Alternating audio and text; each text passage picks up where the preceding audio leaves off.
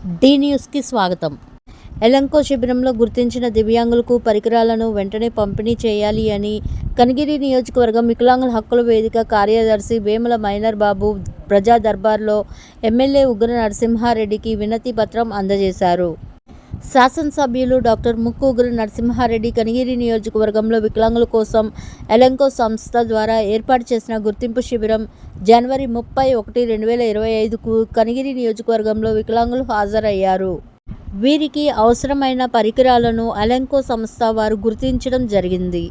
3 చక్రాల సైకిళ్లు, కృత్రిమ అవయవాలు, చెవిటి మిషన్లు, చంకకర్రలు, బ్యాటరీ సైకిళ్లు వంటి వాటిని గుర్తించడం జరిగింది. ఎలంకో సంస్థ వారు గుర్తించి సంవత్సరం దాటినా ఇప్పటి వరకు వికలాంగులకు పరికరాలు పంపిణీ చేయలేదు అని ఆయన ఎమ్మెల్యే ఉగ్ర దృష్టికి తీసుకుని వెళ్లారు. కనిగిరి నియోజకవర్గ వికలాంగులకు గుర్తించిన పరికరాలను వెంటనే పంపిణీ చేయాలి అని ఆయన కోరారు. దివ్యాంగుల పరికరాల పంపిణీ కార్యక్రమం అధికారులతో మాట్లాడి త్వరలో చేపడతామని ఎమ్మెల్యే ఉగ్ర తెలిపినట్లు వికలాంగుల హక్కుల వేదిక కనిగిరి నియోజకవర్గం కార్యదర్శి వేముల మైనర్ బాబు తెలిపారు.